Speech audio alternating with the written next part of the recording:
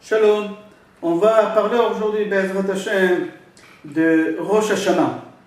Rosh, c'est la tête, Hashanah, c'est l'année. Le premier jour et le deuxième jour de Rosh Hashanah, du mois de Tishrei, ça s'appelle la tête de l'année. Pourquoi on appelle ça la tête de l'année? Parce qu'il faut savoir qu'Akadosh Baruch Hu, il a créé le monde, il a commencé à créer le monde le 25 Elul. Le sixième jour, Akadosh Baruch Hu, il a créé Adam. Et avec ça, il a fini la création. Après le septième jour, c'était Shabbat, le repos. Alors, c'est-à-dire Adam, il est né le premier jour de Rosh Hashanah. C'est un moment qu'Akadosh Baruch Hu, il a fermé, il a conclu, il a finalisé toute la création du monde. Alors, puisque ce jour-là, c'est la fin de la création, alors on dit c'est le début de l'année. Et comme on dit que la tête de l'homme, c'est elle qui fait gérer tout le corps, alors on dit que la tête de l'année, que les jours de Rosh Hashanah, ces jours-là, ils vont faire fonctionner tous les jours de l'année. C'est-à-dire la façon qu'on va se conduire à Rosh Hashanah, c'est comme ça que l'année, elle va fonctionner. C'est pour ça, Be'ezrat Hashem, on essaye de faire à Rosh Hashanah des simanim, ça s'appelle, des signes. On va développer toutes ces choses-là tout à l'heure, exactement c'est quoi les simanim qu'on doit faire pour dire qu'au début de l'année, on l'a commencé comme ça, alors toute l'année, elle va continuer. Le jour de Rosh Hashanah, le monde entier, il est jugé. Il est jugé depuis le jour de Rosh Hashanah jusqu'à la fin de cette année. Comme c'est marqué, Yom Adin, c'est le jour de jugement. Le jour de jugement pour tous les êtres humains et pour le monde entier. Pour se préparer au jour de Rosh Hashanah, on commence à se préparer un mois avant. C'est-à-dire c'est le mois de Elul, comme on a expliqué dans le vidéo du mois de Elul, que c'est le mois des Rachamim et Aslichot. Pourquoi? On se prépare un mois avant pour qu'on puisse arriver et rentrer le premier jour de l'année, après qu'on a demandé pardon sur toutes nos actions, après qu'on s'est engagé à s'améliorer et faire que de bonnes choses. Ce jour-là, le jour de Rosh Hashanah, l'homme il est jugé par rapport à ses actions. Tout ce qui va lui arriver aussi au long de toute cette année. C'est-à-dire, Akadosh Baruch Hu, ce jour-là, le jour de Rosh Hashanah, Akadosh Baruch Hu décrète la parnassa, le chiffre d'affaires, la santé, toutes les choses qui peuvent arriver, la vie, ou chas v'shalom, le contraire, la santé, ou chas v'shalom, le contraire, la richesse, ou chas v'shalom, le contraire, pendant les jours de Rosh Hashanah, Akadosh Baruch Hu décide ce jour-là. Alors c'est pour ça, on fait en sorte qu'Akadosh Baruch Hu, il voit en nous quelles les bonnes choses. Et c'est pour ça on dit que pendant ces jours-là, on fait Tfila, Tshuva ou Tzedaka, Ma'avirin et Troa Agzera. Tfila, on s'investit beaucoup dans les tfilot pendant les jours de Rosh Hashanah. Tzedaka, on s'engage à donner la tzedaka. Et Tshuva, et on fait Tshuva, on essaye de s'engager, de s'améliorer sur nos actions pour qu'Akadosh Baruch Hu il puisse nous juger cette année jusqu'à la fin de l'année prochaine. Be'ezrat Hashem, que des bonnes choses. C'est marqué Meloch al kol ha'olam bichvodach. C'est-à-dire, l'essentiel du jour de Rosh Hashanah, c'est quoi? C'est rendre Akadosh Baruch Hu roi sur nous et sur le monde entier. C'est le jour qu'Akadosh Baruch Hu il nous a ordonné Tamlichuni alechem, prenez moi comme roi, et nous on le fait ça, ce qu'Akadosh Baruch Hu nous a demandé en sonnant les chauffards, parce qu'à l'époque, quand on prenait un roi, et on le nommait roi, on prenait une corne, on remplissait de l'huile, c'est marqué dans Shmuel, et on faisait couler sur la tête, et après on prenait des cornes, des chauffards, et on sonnait.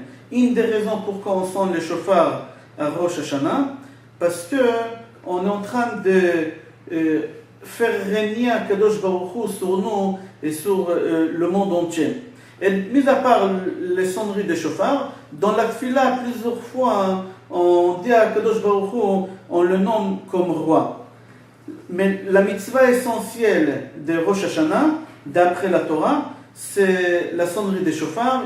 Et avec la sonnerie des chauffards, on rend à Kadosh Baruch Hu roi sur nous et sur la terre et l'univers. Encore pourquoi on sent les chauffards, mis à part pour faire Akadosh Baruch Hu, rendre Akadosh Baruch Hu roi sur nous et sur toute l'humanité, pour faire un peu rappeler à Akadosh Baruch Hu les actions de nos parents Avraham, Yitzhak et Yaakov, comme on connaît l'histoire, l'épreuve qu'Akadosh Baruch Hu, il a donné à Avraham de faire sacrifier son fils Yitzhak, et au moment qu'Avraham il a pris sa main pour faire sacrifier son fils avec le couteau Yitzhak, il y a un ange qui l'a arrêté, qui lui a dit que c'est pas son fils qui va être sacrifié, c'était seulement une épreuve. Et Avraham, il a vu un bélier à côté, il a pris le bélier. Alors c'est pour ça qu'on a l'habitude de sonner avec la corne des béliers pour rappeler à Kadosh Baruch Hu, souviens-toi de notre père Avraham, souviens-toi de notre père Yitzhak, l'épreuve qu'Avraham il a eue avec son fils Yitzhak, son fils unique, son fils préféré. Une autre raison pourquoi on sent les chauffards, c'est pour rappeler le moment qu'on était présent devant Akadosh Baruch Hu et qu'on s'est engagé devant lui, Naaseh Venishma. On a avancé d'abord, on fera, et après on écoutera. Et au moment qu'on était devant le Har Sinaï, c'est marqué Ve'ar Kulo Hashem, toute la montagne elle était pleine de fumée, de nuées, Ve'kol Shofar Chazak, il avait un sonnerie de chauffard très très fort. Il faut savoir quand le premier jour de Rosh Hashanah, ça tombe un Shabbat, alors on ne sent pas le chauffard le premier jour, on sent le chauffard seulement le deuxième jour de Rosh Hashanah. Aussi, il faut savoir que Rosh Hashanah aussi, c'est Rosh Chodesh, mais on ne fait pas le Hallel. Pourquoi on ne fait pas le Hallel? Parce qu'on a tellement peur, on craint tellement ce jour de jugement, qu'on ne peut pas faire de Hallel, chanter et montrer qu'on est tellement joyeux à tel point qu'on fait le Hallel. Le jour de Rosh Hashanah, c'est difficile. Il faut être, et en même temps, avoir crainte du jour de jugement d'Akadosh Baruch Hu, et en même temps être joyeux pour montrer qu'on est sûr qu'on a gagné et qu'on va gagner dans notre jugement. Mais aller au-delà et faire le Hallel, Chachamim, ils ont instauré qu'on ne le fait pas. Qu'est-ce qu'on fait à Rosh Hashanah? À Rosh Hashanah, c'est comme qu'on fait toutes les autres fêtes. On doit se rappeler de chaque frère juif, chaque frère voisin qui habite à côté de nous, autour de nous, qui n'a pas les moyens, la possibilité de passer les fêtes comme il faut. Pensez à lui, aller voir s'il a ses besoins, les choses qu'il faut, pour participer aussi avec eux et leur acheter les choses qu'il faut. Comme c'est marqué dans Nehemia, chapitre 88, Ichlu mashmanim ushtu mamtakim veshulchu manot le'en nachon lo. Ichlu mashmanim, mangez des choses gras, c'est-à-dire de la viande, ushtu mamtakim, buvez des choses doux et sucrées, c'est le vin. Mais shulchu manot, n'oubliez pas d'envoyer aussi des plats à celui qui l'a pas. C'est pas seulement à Rosh Hashanah, c'est pas seulement à Pesach. C'est tous les fêtes. Mais là, on précise à Rosh Hashanah. Pourquoi? Parce que c'est mitzvah de tzedaka qu'on fait aux autres et qu'on pense aux autres. Ça peut peser beaucoup sur la balance de Ezrat Hashem. Veille de Rosh Hashanah, on rajoute beaucoup de tfilot et de la tzedaka. Pourquoi? Pour essayer toujours encore la même chose qu'on a dit tout à l'heure, pour que ça joue beaucoup sur la balance. Aussi, on fait Atarat Nedarim, on fait l'annulation des vœux qu'on a fait toute l'année. Et aussi on annule tous les vœux que peut-être on fera l'année à venir. Comment on fait Atarat Nedarim? On fait ça devant 10 personnes ou devant 3 personnes, que devant eux on montre qu'on regrette et qu'on s'engage à faire notre possible de ne pas refaire des vœux comme ça qu'on ne peut pas le tenir. Aussi, veille de Rosh Hashanah, c'est bien d'aller sur les tombes des tzadikim, mais il faut faire attention. Jamais il faut demander à un tzadik qui nous aide, qu'il nous fasse des choses. Lui, il ne peut rien faire. Quand on y va sur le tombe des tzadikim, il faut leur demander qu'eux, avec les mérites qu'ils ont, ils aillent devant Akadosh Baruch Hu pour qu'ils nous défendent, qu'ils défendent notre cause. Mais qu'eux, ils fassent, ça, on n'a pas le droit de demander. Il faut faire attention. Ou il faut demander à Akadosh Baruch Hu qu'au mérite de cette tzadik qui est enterré ici, qu'Akadosh Baruch Hu il nous ouvre les portes, il écoute notre prière, et qu'il nous pardonne sur les péchés qu'on a fait. Alors, veille de Rosh Hashanah aussi, c'est bien d'aller sur les tombes des tzadikim. On va aussi, Chas Shalom, celui qui n'a pas ses parents, sur le tombe de ses parents pour demander pardon et pour demander à nos parents qu'ils aillent devant Akadosh Baruch Hu de parler du bien de nous, etc.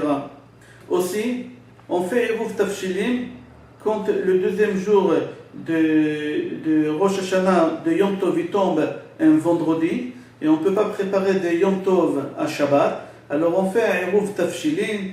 Il faut demander au Rav de la communauté s'il fait pour tout le monde. En général, le Rav de la communauté il fait pour tout le monde. Mais s'il ne le fait pas, chacun il doit faire chez lui à la maison Eruv Tafshilim. Tout ça, c'est veille de Rosh Hashanah. Maintenant, les jours de Rosh Hashanah lui-même, au soir, dès que ça commence, on se souhaite, chacun il se souhaite à l'autre, Ktiva vechatima tova, une bonne écriture et une bonne signature dans le livre de la vie, et le livre de la vie et de la santé. Au début de la Seuda, après qu'on a fait Amotzi Lechem Mina Aretz, on trempe la chala dans le miel. Tout ça, c'est des simanim qu'on a dit qu'on fait, des signes qu'on fait que cette année qu'elle va venir, elle va être douce. C'est pour ça qu'on trempe dans le miel. Aussi, on mange la pomme dans le miel, parce que ta poire, d'après la Kabbale, c'est quelque chose d'important. C'est pour ça la pomme, et dans le miel, c'est quelque chose qui est doux. On mange aussi rimon de la grenade, parce que la grenade, elle est remplie. Il y en a certains qui disent qu'il y a 613 grains, qu'on sera rempli des mitzvot, comme les 613 mitzvot, Be'ezrat Hashem. On mange la tête du poisson. C'est de coutume pour dire chénier le roche velo les anaf qu'on sera toujours à la tête. On mange aussi des dattes, des blettes, etc. Tout ça c'est des simanim. Kola mosifim lo, il n'y a pas de limite. On fait toutes les choses qu'on peut pour Be'ezrat Hashem montrer que cette année elle sera une bonne et douce année Be'ezrat Hashem. On sent le shofar, c'est la mitzvah, on a dit centrale et importante, c'est la mitzvah de la Torah, la sonnerie de shofar. Le premier jour, on va devant une source d'eau et on fait tashlir. Pour jeter les péchés, on secoue les poches pour montrer que c'est un signe pour montrer qu'on jette tous les péchés qu'on a fait. Si le premier jour de Rosh Hashanah tombe un Shabbat, alors on repousse le tashlir pour le deuxième jour. Les questions qu'on se pose toujours, pourquoi Rosh Hashanah on le fait 2 jours? Tous les fêtes à l'étranger, dehors d'Israël, on les fait 2 jours. En Israël, Rosh Hashanah, c'est la seule fête qu'on fait 2 jours.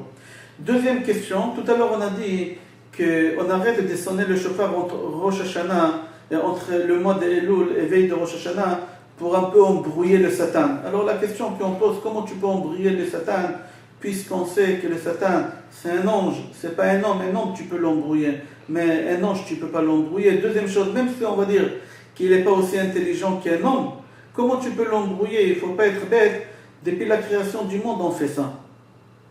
Et le Satan, il n'a pas compris que c'est un coup qu'on lui fait. Alors il faut savoir, on va répondre d'abord sur la première question. Pourquoi Rosh Hashanah, on fait 2 jours? À l'époque de Beth Amikdash, pour fixer les dates, on avait une règle qu'on attendait 2 témoins qui venaient témoigner qu'ils ont vu la nouvelle lune. À partir du moment qu'ils sont venus témoigner que c'était la nouvelle lune, la Mishnah à Rosh Hashanah là-bas, elle explique que c'était très très compliqué, il fallait avoir des petits détails, et il ne fallait pas avoir des contradictions. La plus petite contradiction, alors on annulait les témoignages, etc. Mais à partir du moment qu'on trouvait des témoins valables, alors on fixait Rosh Chodesh. Et comme Rosh Chodesh ici, en même temps c'est Rosh Hashanah, c'est Yom Tov, alors on savait qu'on ne savait pas si c'était le premier ou le deuxième jour, alors Chachamim, ils ont instauré que Rosh Hashanah, ça va être 2 jours. Be'ezrat Hashem, je vous souhaite Shana Tova, Bracha ve'atzlacha et Kol Tov.